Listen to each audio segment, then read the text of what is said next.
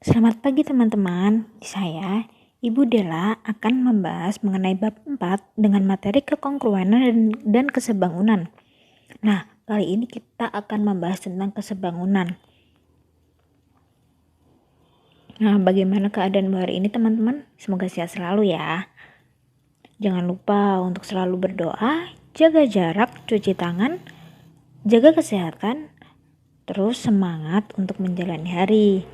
Dan jangan lupa untuk tersenyum.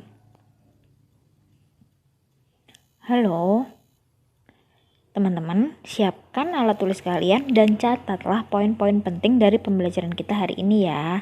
Semangat! Nah, tujuan pembelajaran kita hari ini adalah yang pertama, mengidentifikasi dua benda sebangun atau tidak. Jika diberikan gambar, beberapa bangun segi banyak beserta beberapa informasi mengenai panjang sisi atau besar sudutnya. Lalu yang kedua, menjelaskan syarat-syarat atau sifat-sifat dua bangun segi banyak yang sebangun jika diberikan gambar atau dua bangun segi banyak yang sebangun. Lalu yang ketiga, ada membuktikan dua segitiga sebangun atau tidak jika diberikan gambar dua segitiga sebangun beserta beberapa informasi mengenai panjang sisi atau besar sudutnya. Nah, bagian 2, memahami kesebangunan. Mari simak penjelasannya ya teman-teman. Contoh kesebangunan dalam kehidupan sehari-hari nih, ada apa aja ya? Yang pertama ada maket. Teman-teman pasti tahu dong maket itu apa. Lalu yang kedua, tinggi benda dengan bayangannya. Lalu yang ketiga, foto dengan bingkai fotonya. Nah, dan masih banyak lagi teman-teman. Kali ini kita akan membahas mengenai skala, foto dan model berskala, kesebangunan bangun datar segi banyak, lalu yang terakhir kesebangunan pada segitiga. Nah, kita akan belajar tentang skala nih yang pertama. Sering kita jumpai nih skala dalam peta. Nah, kita tahu kan bentuk peta seperti ini teman-teman. Nah, letak skala pada peta biasanya akan dicantumin pada bagian bawah seperti ini. Nah, ini yang kita sebut dengan skala. Biasanya dalam soal skala biasa tertulis 1/110.000, 1/100.000, dan lain sebagainya teman-teman. Nah, bagaimana dengan definisi skalanya sih? Skala merupakan perbandingan jarak pada gambar dengan jarak aslinya. Biasanya kita tulis rumus seperti ini. Skala sama dengan jarak peta per jarak sebenarnya. Atau bisa kita singkat dengan JP per JS.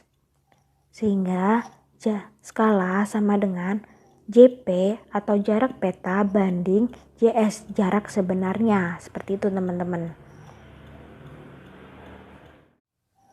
Nah, misalkan saja nih teman-teman, Ibu punya soal. Di sini Ibu punya peta. Nah, petanya dari Salatiga ke Semarang. Nah, dengan soal jarak SMP Negeri 4 Salatiga ke Semarang adalah 5 cm. Lalu jarak sebenarnya adalah 40 km. Nah, tentukan skala petanya. Nah, di sini kita suruh mencari skalanya, teman-teman. Bagaimana sih menyelesaikannya? Nah, tadi kita udah ketahui nih, JP atau jarak peta adalah 5 cm. Lalu JS atau jarak sebenarnya adalah 40 km. Nah, untuk mencari skalanya, pada jarak sebenarnya akan kita ubah menjadi satuannya dari kilometer ke sentimeter. Nah, dari kilometer ke sentimeter itu turun berapa tangga ya teman-teman? Oh, ternyata 5. Berarti 40 km kita kalikan dengan 100.000. Maka jarak sebenarnya dalam satuan sentimeter adalah 4 juta. Lalu yang kita tanya tadi adalah skala. Maka dapat kita selesaikan dengan rumus skala sama dengan jarak peta per jarak sebenarnya. Tadi jarak petanya adalah 5, lalu jarak sebenarnya adalah 4 juta. Nah, 5 per 4 juta dapat kita sederhanakan. Bisa kita sama-sama bagi 5. Maka dapat hasil dengan 1 banding 800.000.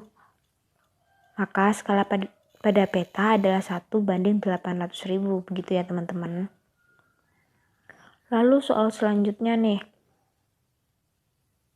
Nah, ada sekelompok siswa dari Salatiga ingin pergi ke Jogja. Salah satu siswanya bernama Canyol berinisiatif untuk mengukur jarak Salatiga ke Jogja melalui peta. Setelah diukur menggunakan penggaris, ternyata jaraknya adalah 20 cm. Dan pada peta tersebut tertulis bahwa skalanya adalah 1:600.000. Nah, sama dengan yang tadi, dapat kita selesaikan nih dengan kita tahu bahwa skalanya adalah 1:600.000. Lalu JP atau jarak pada petanya adalah 20 cm. Yang ditanya adalah jarak sebenarnya nih teman-teman. Maka dapat kita selesaikan dengan cara, tadi kita tahu bahwa rumus skala adalah jarak peta per jarak sebenarnya. Karena yang ditanya adalah jarak sebenarnya, maka kita menggunakan rumus JS sama dengan skala kali JP atau jarak peta. Nah, kita substitusi nih apa yang udah kita ketahui. Skalanya adalah 600.000 dikali JP adalah 20 cm. Maka 600.000 kali 20 cm adalah 12 juta cm.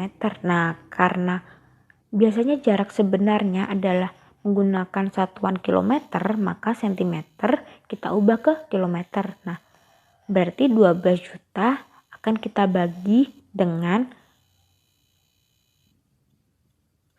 100.000. Karena centimeter ke kilometer itu naik 5 tangga teman-teman. Maka hasilnya adalah 120 km. Sehingga jarak sebenarnya adalah 120 km. Begitu ya teman-teman.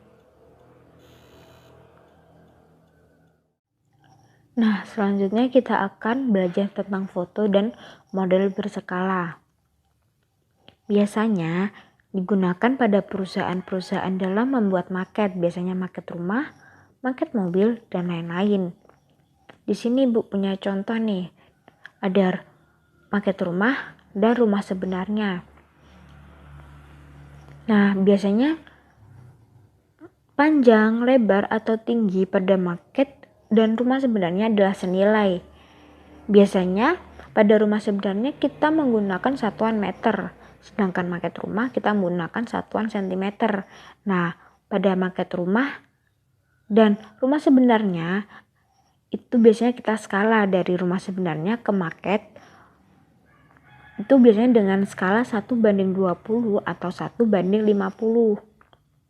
Karena panjang, lebar, dan tingginya senilai, maka dapat kita tulis dengan rumus panjang model per panjang sebenarnya sama dengan lebar model per lebar sebenarnya sama dengan tinggi model per tinggi sebenarnya. Seperti itu teman-teman. Nah, di sini Ibu punya contoh soal nih teman-teman. Seperti gambar ini. Di sini ada tinggi gedung dengan ukuran 20 meter, lalu tinggi bayangan gedung adalah 50 cm, lalu tinggi pohon sesungguhnya adalah 8 meter, lalu tinggi bayangan pohon adalah X. Ini yang akan kita cari ya teman-teman. Di sini kita akan menggunakan rumus bayangan pohon per tinggi pohon sebenarnya sama dengan bayangan gedung per tinggi gedung sebenarnya. Nah, karena ini merupakan senilai, maka satuannya pada gedung dan pohon akan kita ubah menjadi cm seperti ini.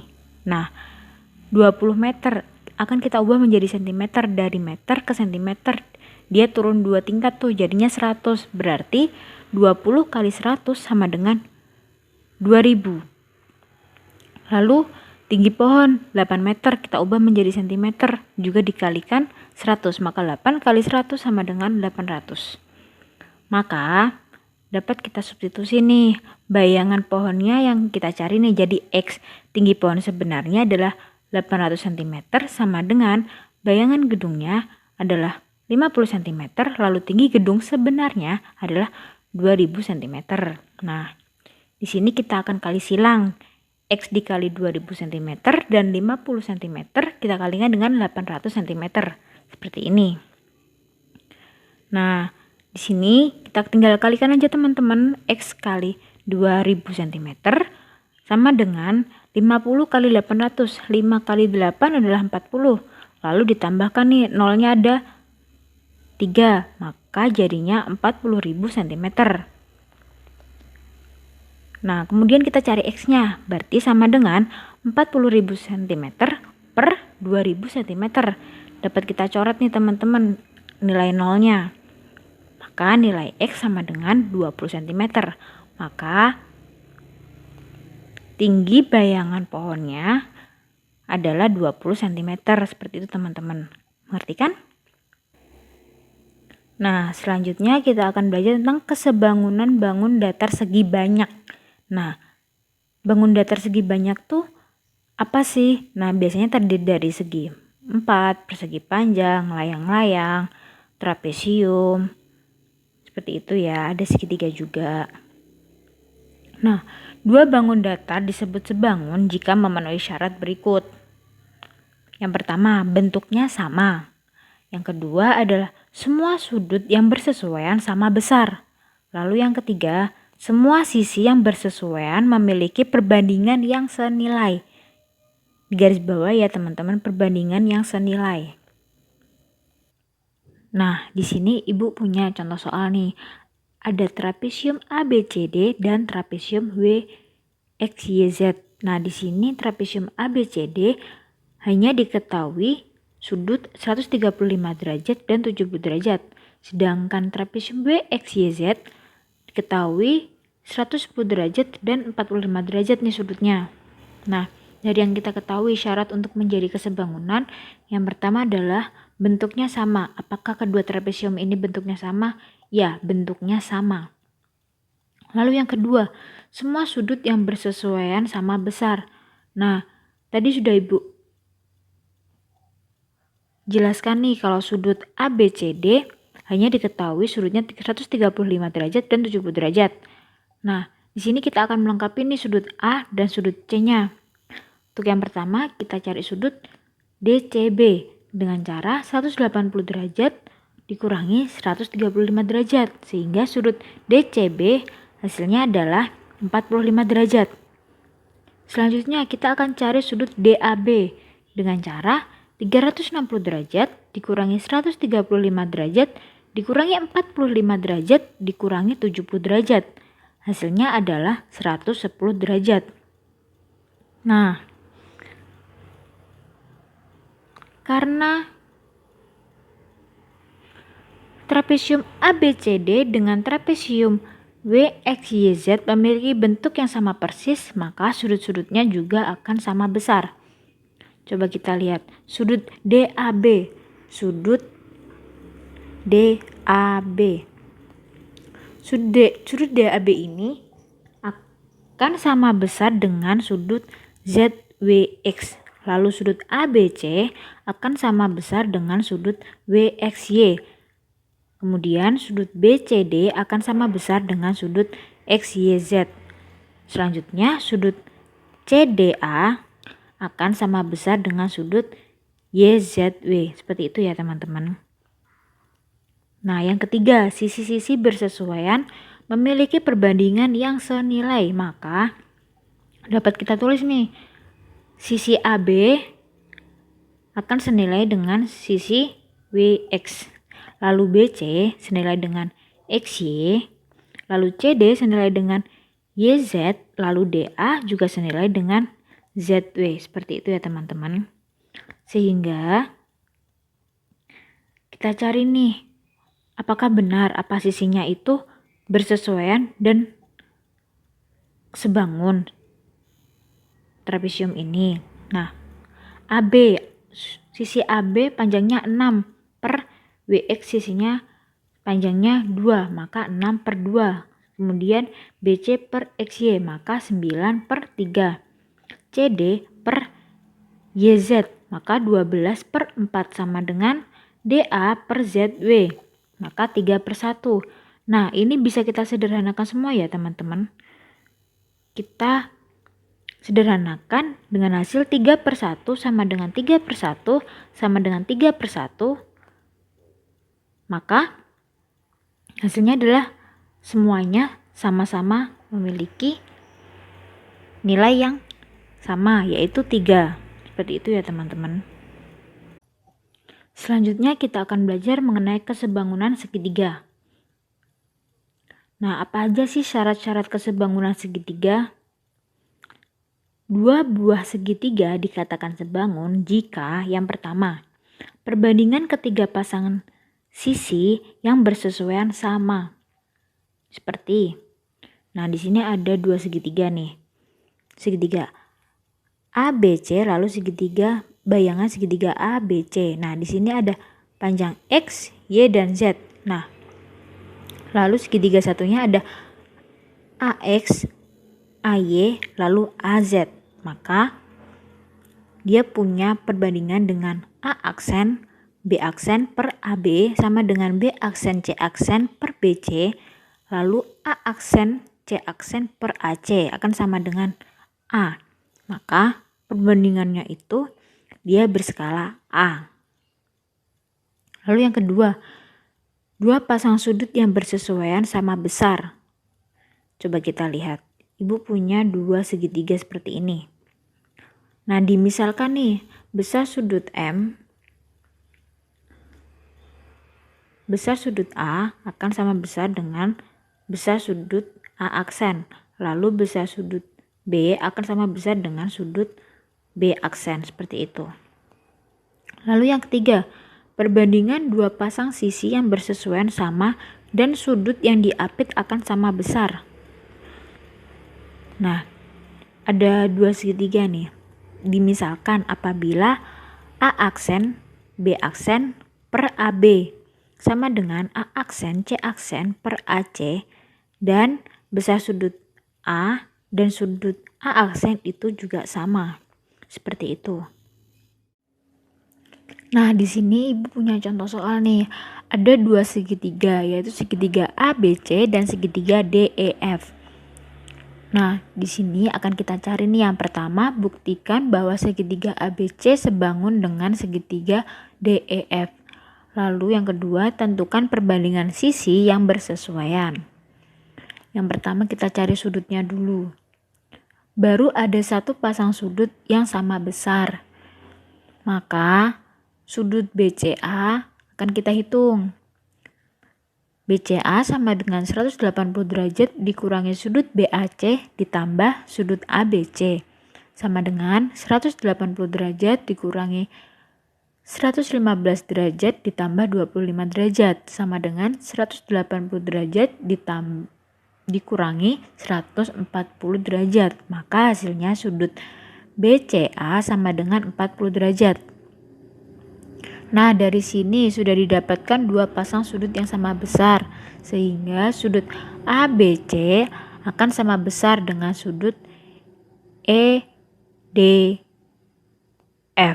Lalu sudut BCA akan sama besar dengan sudut DFE. Seperti itu ya teman-teman. Lalu dapat kita simpulkan bahwa segitiga ABC sebangun dengan segitiga DEF. Lalu untuk yang kedua, perbandingan sisinya. Nah, sisi AB akan senilai dengan sisi DE.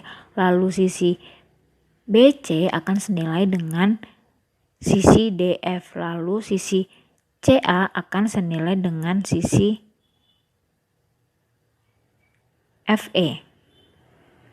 Nah, selanjutnya ada kesebangunan segitiga siku-siku. Nah, terdapat dua penggaris segitiga siku-siku seperti gambar di samping, teman-teman. Apabila penggaris A ditumpuk ke penggaris B, maka sudut lancip yang dilingkari akan saling berimpit. Coba kita buktikan. Ya, dua penggaris tersebut saling berimpit. Selanjutnya, apabila diketahui dua segitiga sebagai berikut. Nah, ada segitiga seperti ini. Jika kita pisahkan dua segitiga tersebut menjadi seperti ini, segitiga ABC dan segitiga BDC. Nah, Di sini dapat kita ketahui bahwa sisi tegak ABC senilai dengan sisi tegak BDC. Lalu sisi miring ABC akan senilai dengan sisi miring BDC. Sehingga BC per CD sama dengan CA per BC. Akan kita kali silang ya teman-teman. Maka BC kali BC sama dengan CD kali CA. BC kali BC sama dengan BC kuadrat sama dengan CD kali CA. Nah, sehingga rumus kesebangunan segitiga siku-siku yang pertama adalah BC kuadrat sama dengan CD kali CA. Selanjutnya, apabila diketahui dua segitiga sebagai berikut. Nah, di sini kita akan mencari BA. Jika kita pisahkan dua segitiga tersebut menjadi segitiga ABC dan segitiga ADB, maka sisi bawah ABC akan senilai dengan sisi bawah ADB.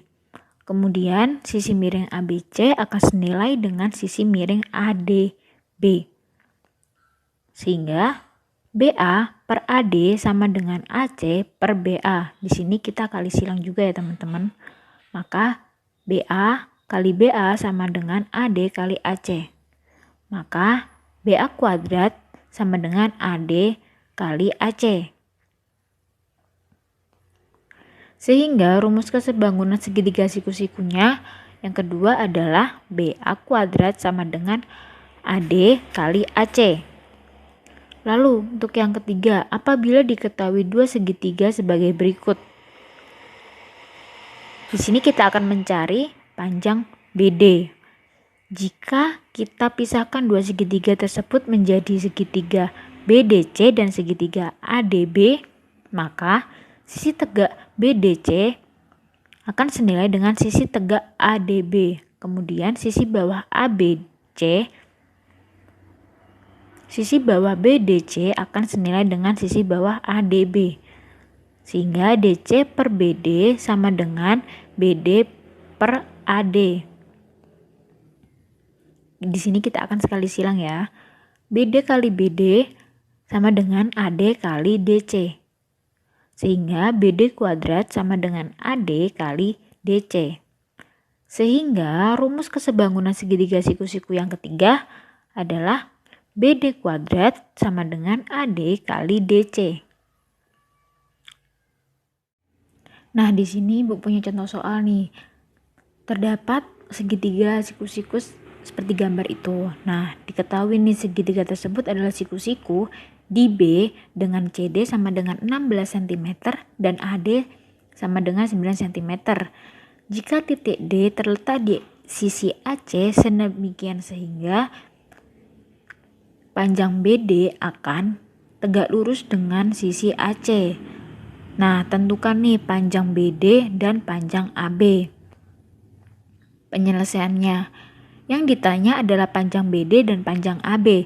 Dari yang kita tahu melalui rumus tadi adalah untuk mencari BD adalah BD kuadrat sama dengan AD kali DC. Sehingga BD kuadrat sama dengan AD. AD-nya panjangnya adalah 9 dan DC panjangnya 16. Maka 9 kali 16. Maka BD kuadrat sama dengan 144.